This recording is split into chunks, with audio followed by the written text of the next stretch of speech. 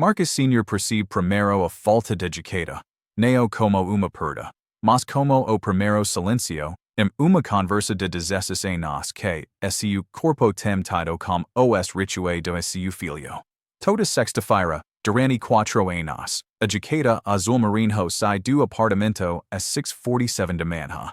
Neo porque Marcus lhe diz para usá-la. Não porque seu filho anunciou, mas porque algum pequeno acordo entre eles, sem palavras, não examinado, tornou o paletó necessário.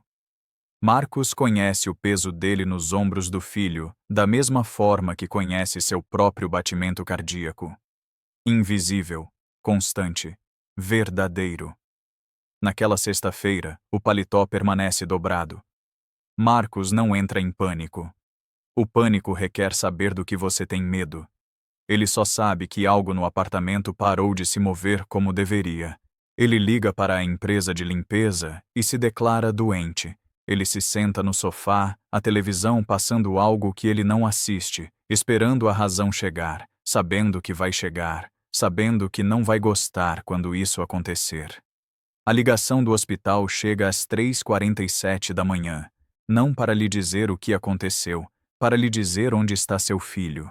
Ele não se lembra da viagem, ele não se lembra da sala de espera ou do rosto da mulher que lhe disse fentanil, amigos, RCP. O que ele lembra é a jaqueta azul marinho, ainda dobrada na cadeira do quarto, e a compreensão de que uma peça de roupa faltante havia tentado avisá-lo. O corpo de seu filho estava enviando mensagens que seu pai não sabia como ler. Ele se move pelo apartamento escuro sem acender as luzes. Ele conhece esse espaço melhor do que conhece suas próprias mãos. 800 pés quadrados, uma sala de estar que também serve como armazenamento, a cozinha mal mais larga que seus ombros. As fotografias na parede do corredor capturam a luz da rua filtrando pela janela. Ali, Marcus Jr., aos 7 anos. Aos 9, segurando um prêmio de feira de ciências. Aos 13, 2 meses atrás. O menino agora tem 16 anos. A viagem leva 12 minutos. Marcus fez esse trajeto apenas uma vez antes, quando Marcus Jr. nasceu e eles voltaram para este apartamento numa tarde de terça-feira, sua ex-esposa parecendo exausta e milagrosa no banco de trás. Isso foi há uma vida atrás. Isso foi antes de ela ir embora. Isso foi antes de Marcus aprender que o amor poderia ser medido nas horas entre deixar a escola e o momento em que seu filho volta para casa. Desde que ela foi embora, cada decisão, cada medo, cada noite de espera pertenceu apenas a ele. A sala de emergência é branca fluorescente e cheira a água sanitária e algo por baixo. Algo mais velho, algo preso. Um segurança mal olha para ele. Uma enfermeira com olhos gentis o direciona para uma área de espera. E então está o Dr. Sable, e há outras pessoas cujos títulos Marcus ouve, mas não retém, e há palavras como overdose e opioide, e conseguimos pegar a tempo, e nada disso soa como inglês. Ele segue o Dr. Sable por corredores que parecem idênticos, pintados em cores escolhidas especificamente para serem esquecíveis. Tudo neste hospital parece projetado para fazer você esquecer que está em um hospital, como se a desorientação pudesse ser melhor do que a clareza, como se não entender onde está pudesse, de alguma forma, impedir que você compreenda o que aconteceu. Marcus Jr. está dormindo em uma cama de hospital, um soro correndo em seu braço, seu rosto tornando-se desconhecível pelas máquinas que coletam dados ao seu redor. O monitor acima de sua cabeça faz sons suaves e rítmicos, um metrônomo digital contando os segundos de sua sobrevivência. Sua pele está pálida de uma maneira que fala de algo além do cansaço. Seu cabelo, que ele começou a usar em dreads este ano, repousa sobre o travesseiro como algo que pertence a outra pessoa. Por 16 anos, Marcus foi o único que realmente viu seu filho. Ele estava lá antes que as enfermeiras cortassem o cordão, segurando a mão de sua ex-esposa, enquanto o mundo se abria e liberava esse pequeno humano furioso. Ele esteve presente em cada febre, cada pesadelo, cada momento de dúvida. Ele construiu esta criança a partir do silêncio e da presença e da desesperada esperança de que a gentileza pudesse ser suficiente em um mundo que ensina o contrário. Ele ficou quando sua esposa não pôde. Ele apareceu todos os dias, mesmo quando o mundo lhe dizia que pais negros não ficam, que homens como ele são estatísticas, não filhos, não o suficiente, que sua presença não importava porque nada sobre ele importa. Marcos está ao lado da cama de seu filho e nota o local da quarta onde eles fixaram a cânula, um pequeno curativo branco com um ponto de entrada vermelho. Ele olha para esse detalhe em vez do rosto de seu filho, porque o rosto de seu filho contém algo que ele não está pronto para processar. O monitor lê 98 batimentos por minuto. Estável, não trai nada. O corpo de seu filho está respirando por conta própria, o que é algo, embora Marcos não consiga localizar o que. Seu filho foi trazido por amigos, diz o Dr. Sable. Eles estão andando agora. Marcos não tem memória de decidir andar, mas estão se movendo pelos corredores. Encontraram-no em uma festa. Um amigo administrou RCP antes da ambulância chegar. Marcos sente sua mandíbula se apertar. Não da maneira que a dor a aperta, mas da maneira como você morde os dentes quando está tentando evitar que eles se quebrem. Os amigos do seu filho, aqueles que Marcos conheceu 2 vezes, aqueles que apareciam no apartamento às vezes, comendo cereal das suas tigelas. Esses meninos mantiveram seu filho vivo. Não Marcos, não os 16 anos de presença, os amigos, a aleatoriedade de quem sabia RCP. A substância era fentanil, continua o Dr. Sable, misturada em algo que ele pensava ser outra coisa. Haverá uma avaliação psiquiátrica. Existem recursos, aconselhamento, grupos de apoio para famílias. Marcos ouve as palavras. Ele não as sente. Ele vai precisar de você, diz o Dr. Sable, e essa frase captura algo em seu peito e o segura. Não apenas agora, mas nas semanas à frente. O que aconteceu não o define, mas significa que ele precisa saber que alguém está ao seu lado. Quando Marcos Jr. acorda, ele não olha para seu pai.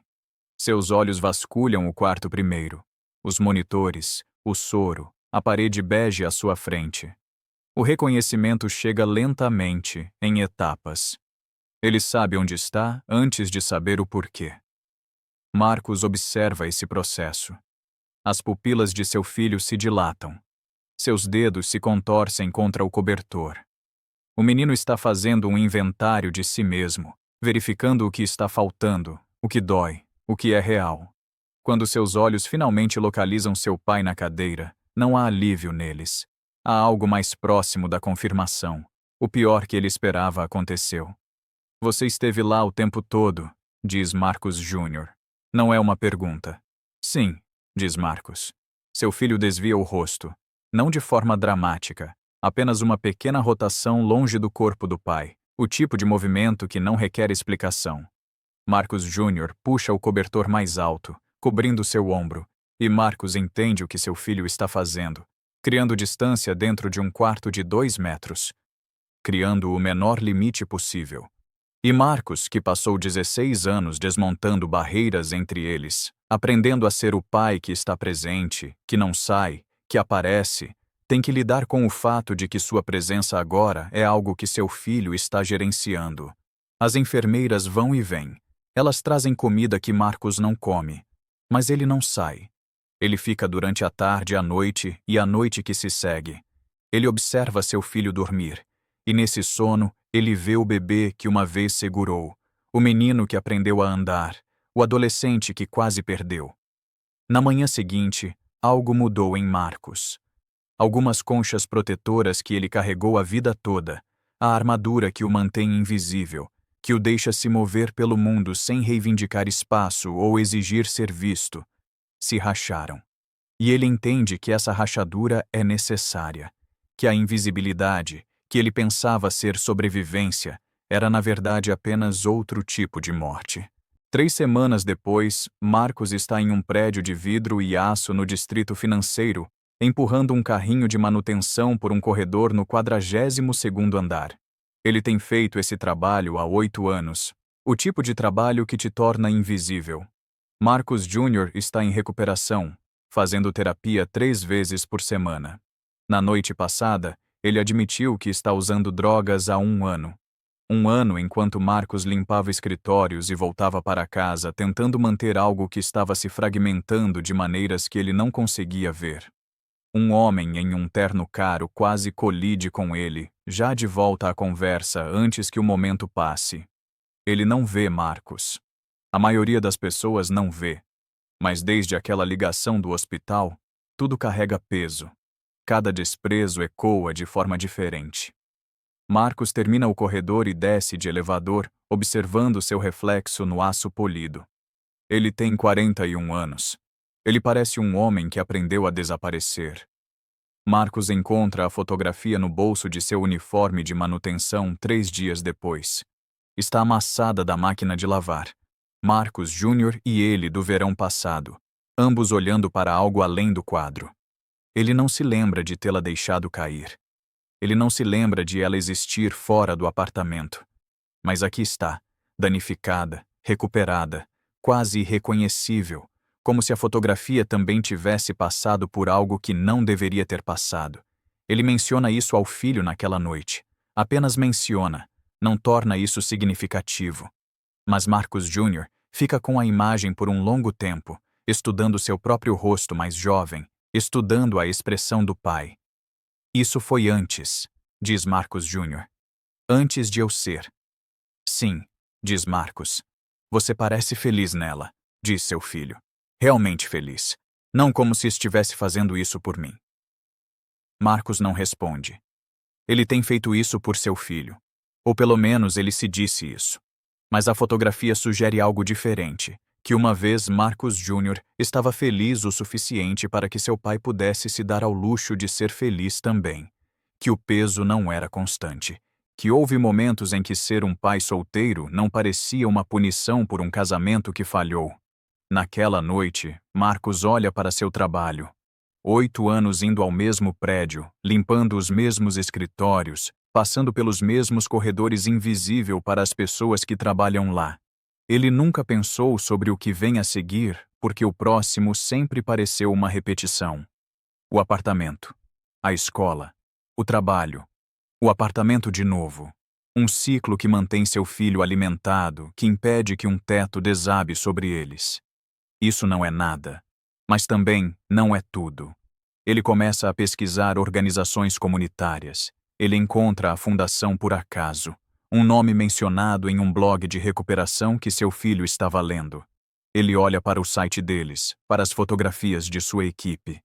Pessoas reais, pessoas que sobreviveram a coisas, pessoas que presumivelmente entendem o que significa estar esperando por um desastre, estar sempre ouvindo o som de algo quebrando. Ele redige um e-mail 3 vezes antes de enviá-lo. Ele não menciona a fotografia. Ele não menciona seu filho. Ele apenas escreve: tenho experiência com trabalho de manutenção e tenho experiência em esperar. A resposta retorna com uma entrevista por telefone agendada. Ele não conta ao filho até que já tenha aceitado a posição. Não porque não confie nele, mas porque algumas decisões precisam ser tomadas sozinho, pela primeira vez. Não como um pai fazendo cálculos sobre o bem-estar do filho, mas como um homem tentando se localizar dentro dos anos restantes de sua própria vida. Naquela noite, Marcus faz o jantar para si e para Marcus Jr. Algo simples, arroz e verduras, peixe grelhado. Eles comem na pequena mesa da cozinha e seu filho lhe conta sobre o programa. Sobre as outras pessoas lá, muitas delas mais velhas, muitas delas tendo sobrevivido a coisas que Marcus não consegue imaginar. Sobre seu terapeuta, que lhe perguntou por que ele começou a usar, e como Marcus Jr. não conseguiu responder porque a resposta era apenas solidão, pai. Eu estava tão sozinho. Sinto muito, diz Marcus Jr., as palavras pesadas com o peso de 16 anos e o conhecimento de que desculpas não são suficientes. Eu sei, diz Marcus, mas desculpas não são o ponto agora. O ponto é o que vem a seguir. O ponto é que você está aqui. Nós estamos aqui. Eu poderia ter morrido, diz Marcus Júnior, e não é autopiedade em sua voz. É admiração, misturada com algo como horror. Mas você não morreu, diz Marcus. Seus amigos não deixaram. Isso importa, e eu estou aqui. Isso também importa. Mais tarde, depois que Marcus Júnior foi para a cama, Marcus se senta na sala escura e permite-se sentir todo o peso do que quase aconteceu. Ele pensa sobre todos os momentos que perdeu, a primeira vez que seu filho o usou, a progressão disso, a desesperança que o levou a uma festa onde alguém lhe deu veneno em uma pílula. Quanto ele poderia ter mudado por estar mais presente. Quanto isso não importaria, porque o vício não se importa com presença, com amor, com a devoção silenciosa de um pai que aparece. A pergunta circula sem resposta. Na manhã seguinte, Marcus faz algo que não faz há 8 anos. Ele pesquisa. Não recursos de recuperação. Ele já deu esses ao seu filho. Ele se pesquisa. O que pode fazer? Onde pode trabalhar? Quem pode se tornar se parar de se definir apenas pela sobrevivência de seu filho? Ele se depara com a Fundação Por Acaso. O nome é mencionado em um blog de recuperação que seu filho tem lido. Ele olha para o site deles, para as fotografias de sua equipe. Pessoas reais. Pessoas que sobreviveram a coisas. Pessoas que presumivelmente entendem o que significa estar esperando por um desastre, sempre ouvindo o som de algo quebrando. Ele rascunha um e-mail e depois o deleta. Ele o rascunha novamente. Ele escreve apenas: tenho experiência com trabalho de manutenção e tenho experiência com espera. A resposta chega rapidamente. Uma entrevista por telefone é agendada. Ele não conta ao filho até que já tenha aceitado a posição. Não porque ele não confia nele, mas porque algumas decisões precisam ser tomadas sozinho, pela primeira vez, não como um pai fazendo cálculos sobre o bem-estar do filho, mas como um homem tentando se localizar dentro dos anos restantes de sua própria vida. Há um trabalho, Marcus lhe diz. Não uma oportunidade. Ele aprendeu a ser preciso com as palavras, porque a linguagem molda o que você acredita sobre si mesmo. Uma fundação. Eles querem que eu trabalhe com pessoas em recuperação. O pagamento é suficiente para me mudar, para parar de fazer o trabalho de manutenção. Marcus Júnior não responde imediatamente. Ele aprendeu algo que seu pai também está aprendendo, que o impulso de tranquilizar alguém nem sempre é o mesmo que a compreensão real. Você quer? Seu filho finalmente pergunta. Marcus pensa sobre os escritórios que ele limpou por 8 anos. As pessoas que não o veem. O trabalho invisível. Mas ele também pensa sobre o medo, que sem esse trabalho, sem a estrutura clara de aparecer, limpar e ir embora, ele descobrirá que não construiu nada. Nenhuma habilidade, nenhum propósito. Apenas um homem que ficou porque tinha medo de ir embora. Acho que preciso fazer isso, diz Marcus. Então faça, diz seu filho. Não vou voltar a como era, pai. Mesmo que você quisesse me salvar de novo, o que você não pode, eu não precisaria que você fizesse isso da mesma maneira. Você entender o que isso é, vale mais do que você trabalhar em 2 empregos para pagar por um apartamento que eu mal consigo suportar estar às vezes. Marcus não tem certeza se isso é perdão ou um fato simples.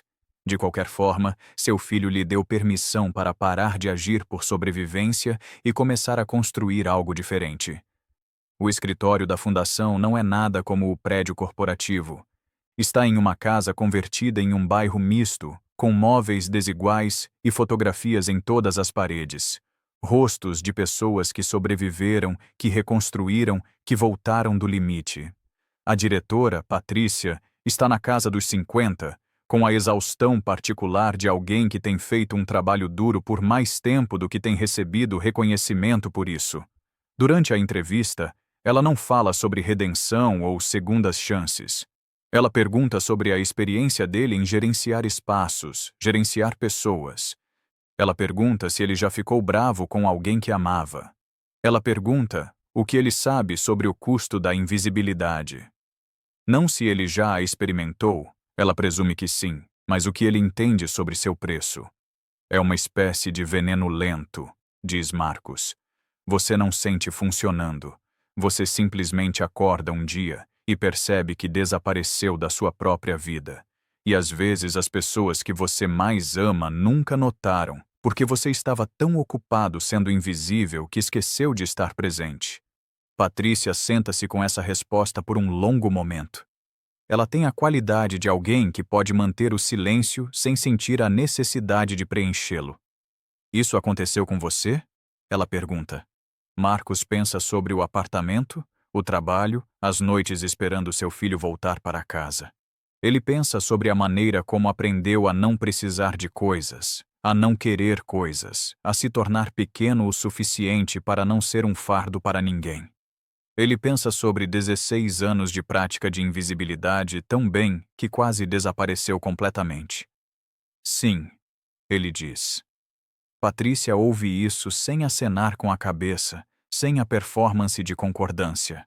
Quando ele termina, ela diz: tivemos conselheiros voluntários com MBAs de escolas da Ivy League.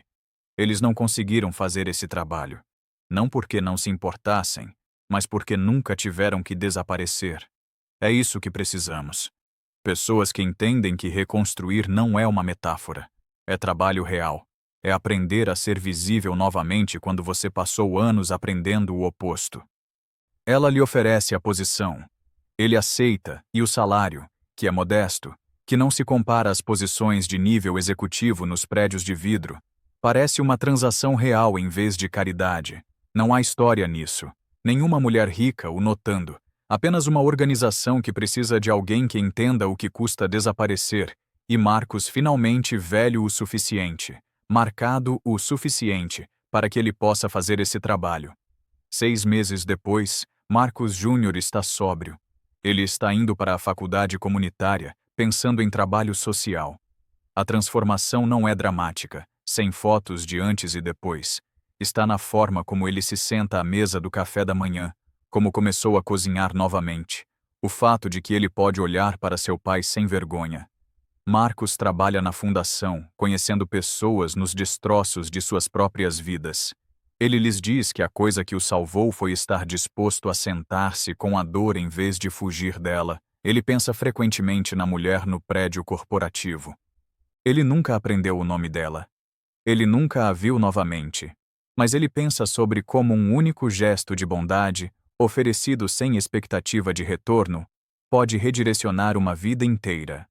Como ser visto, verdadeiramente visto, por alguém com poder, muda algo fundamental.